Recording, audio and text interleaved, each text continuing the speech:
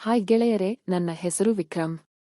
ನಾನು ಸದ್ಯ ಮೈಸೂರಿನಲ್ಲಿ ಇದ್ದು ಬಹಳ ವರ್ಷಗಳ ಹಿಂದೆ ನಾನು ನಮ್ಮ ಚಿಕ್ಕಮ್ಮನ ಮನೆಗೆ ಹೋದಾಗ ನಡೆದ ಒಂದು ಘಟನೆಯನ್ನು ನಿಮಗೆ ಹೇಳುತ್ತೇನೆ.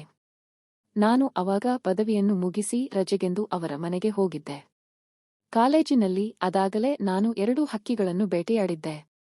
ಸುಮಾರು 6 ತಿಂಗಳು ಆಗಿದ್ದ ಕಾರಣ ನನಗೆ ಯಾವುದೇ ಸಿಕ್ಕಿರಲಿಲ್ಲ. ಹೀಗಾಗಿ ನಾನು ಅದರ ಹುಡುಕಾಟದಲ್ಲಿ ಇದ್ದೆ. ಹೀಗೆ ಇದ್ದಾಗಲೇ ನಾನು ಕಂಡಿದ್ದು ನಮ್ಮ ಓಣಿಯಲ್ಲಿ ಇದ್ದ ನಾರಾಯಣಪ್ಪನ ಕುಟುಂಬ. ನಾರಾಯಣಪ್ಪನ ಮೊದಲ ಸುಪುತ್ರಿಯೇ ಕಾವೇರಿ. ಅವನ ಹೆಂಡತಿ ಹೆಸರು ಸುಮತಿ. ಅವರ ತೋಟ ನಮ್ಮ ಪಕ್ಕದಲ್ಲಿಯೇ ಇತ್ತು. ಹೀಗಾಗಿ ಅವರ ಅಪ್ಪ ನಮ್ಮ ಚಿಕ್ಕಪ್ಪನ ಗಾಡಿಯಲ್ಲಿಯೇ ತೋಟಕ್ಕೆ ಹೋಗುತ್ತಿದ್ದರು.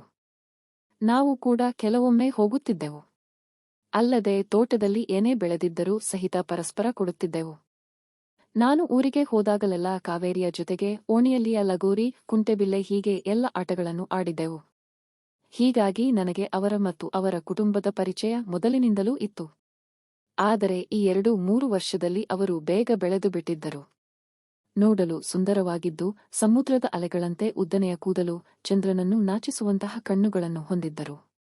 ನೋಡಲು ತುಂಬ ಆಕರ್ಷಕವಾಗಿದ್ದ ಇಡೀ ಊರಿನ ಪುಂಡರು ಬೆನ್ನು ಬಿದ್ದಿದ್ದರು. ಆದರೆ ಅವರು ಮಾತ್ರ ಯಾರಿಗೂ ತಲೆಬಾಗಿರಲಿಲ್ಲ. ಹೀಗೆ 15 ದಿನ ಇದ್ದಾಗ ನನ್ನ ಕಣ್ಣಿಗೆ ಬಿದ್ದಿದ್ದು ಅವರು. ಇಷ್ಟು ದಿನದಲ್ಲಿಯೇ ಅವರ ಅಂದಕ್ಕೆ ನಾನು ಮನಸೋತಿದ್ದೆ. ಅಲ್ಲದೆ ನನಗೆ ಮೊದಲಿನಿಂದಲೂ ಪರಿಚಯವಿದ್ದ ಕಾರಣ ನಾನು ಮಾತನಾಡಿಸುತ್ತಿದ್ದೆ. ಅವರ ಮನೆಯಲ್ಲೂ ಕೂಡ ಏನು ಎನ್ನುತ್ತಿರಲಿಲ್ಲ.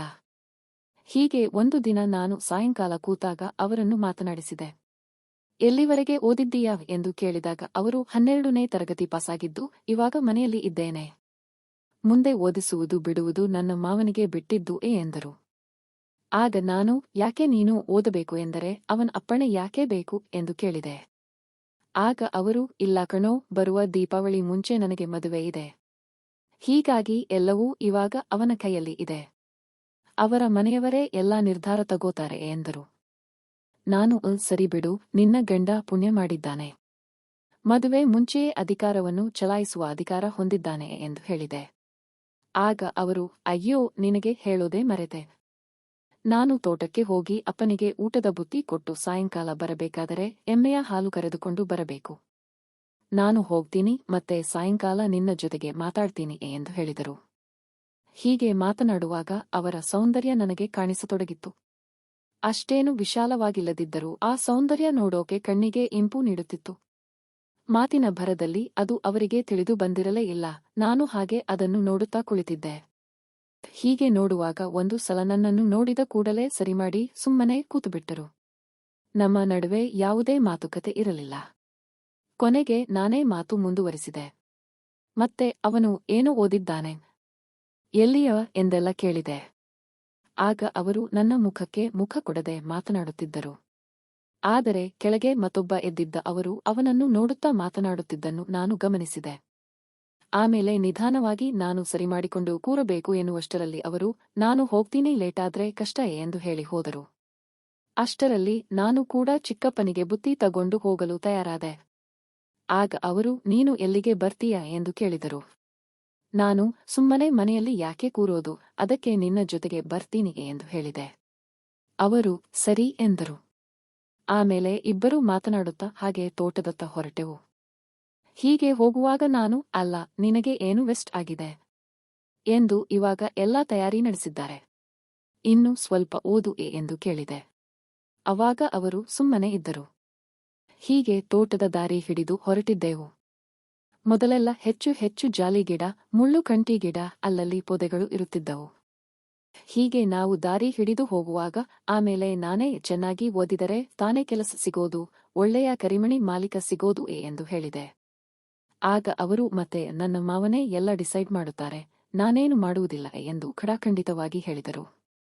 ಹೀಗೆ ಹೊರಟಾಗ ಅಲ್ಲಿ ಹುಲ್ಲಿನ ಬಣವೆಯಲ್ಲಿ ಏನೋ ಕಂಡ ಹಾಗೆ ಆಯಿತು. ಆದರೆ ಅವರನ್ನು ಅತ್ತ ಕರೆದೊಯ್ಯಲು ನನಗೆ ಉಪಾಯ ಇರಲಿಲ್ಲ.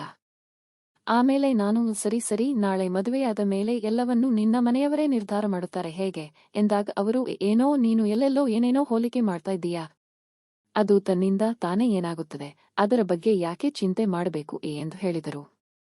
ಹೀಗೆ ಹೋಗುವಾಗ ಒಂದು ತೋಟದ ಹತ್ತಿರ ಹೋಗುವಾಗ ನಾನು, ಕಬ್ಬು ತಗೊಂಡು ತಿನ್ನುತ್ತಾ ಹೋಗೋಣ ಎಂದು ಹೇಳಿದೆ.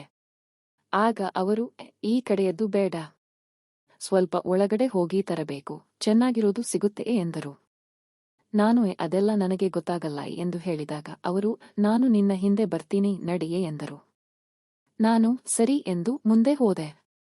ಅಲ್ಲಿ ನೋಡಿದರೆ ಒಂದು ಜೋಡಿ ಮೈಮರೆತು ಬಿದ್ದುಕೊಂಡಿತ್ತು.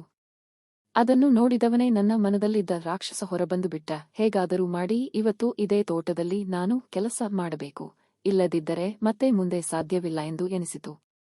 ನಾನು ಕೂಡಲೇ ನನ್ನ ಹಿಂದೆ ಬರುತ್ತಿದ್ದ ಅವರಿಗೆ ಕಣ್ಣು ತಪ್ಪಿಸಿ ಓಡಿ ಹೋದೆ. ಅವರು ನಿಲ್ಲು ಎಂದರು.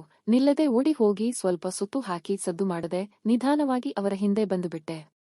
ಆದರೆ ಅವರು ಕಬ್ಬು ತಗೊಳ್ಳೋಕೆ ಎಂದು ಒಳಗಡೆ ಹೋಗಿ ಆ ಜೋಡಿ ಹಕ್ಕಿಯನ್ನು ಕಂಡು ನೋಡುತ್ತಾ ಅಲ್ಲೇ ನಿಂತುಬಿಟ್ಟರು. ಜೋಡಿ ಹಕ್ಕಿಗಳ ಕಾಳಗವನ್ನು ನೋಡುತ್ತಿದ್ದ ಇವರು ಕೊನೆಗೆ ತಡೆದುಕೊಳ್ಳಲಾಗದೆ ಏನು ಮಾಡಬೇಕೆಂದು ದಿಕ್ಕು ತೋಚದೆ ವಾಪಸ್ ತೋಟದ ದಾರಿ ಹತ್ತಿರ ಬರೋಕೆ ಶುರು ಮಾಡಿದರು. ಕೂಡಲೇ ನಾನು ಅವರಿಗೆ ಎದುರು ಬಂದವನೇ, ನೀನು ಏನು ನೋಡಿದ್ದೀಯಾ ಎಂದು ನನಗೆ ಗೊತ್ತುವೆ ಎಂದು ಹೇಳಿದೆ. ಆಗ ಅವರು, ಅದೇನು ಮಹಾ ಕೆಲಸ, ಯಾರಿಗೆ ಬೇಕಾದರೂ ಹೇಳು ಎಂದರು. ಆಗ ನಾನು, ಸರಿಯಾಗಿದ್ದರೆ ಅಲ್ಲಿ ಜೋಡಿ ಇದೆಯಲ್ಲ ಅವರಿಗೆ ಹೋಗಿ ಹೇಳ್ತೀನಿ, ನೀನು ಇದನ್ನು ಎಲ್ಲರ ಮುಂದೆ ಹೇಳಿಕೊಂಡು ಅಡ್ಡಾಡುತ್ತೀಯಾ ಎಂದು ಹೇಳ್ತೀನಿ ಎಂದು ಹೆದರಿಸಿದೆ.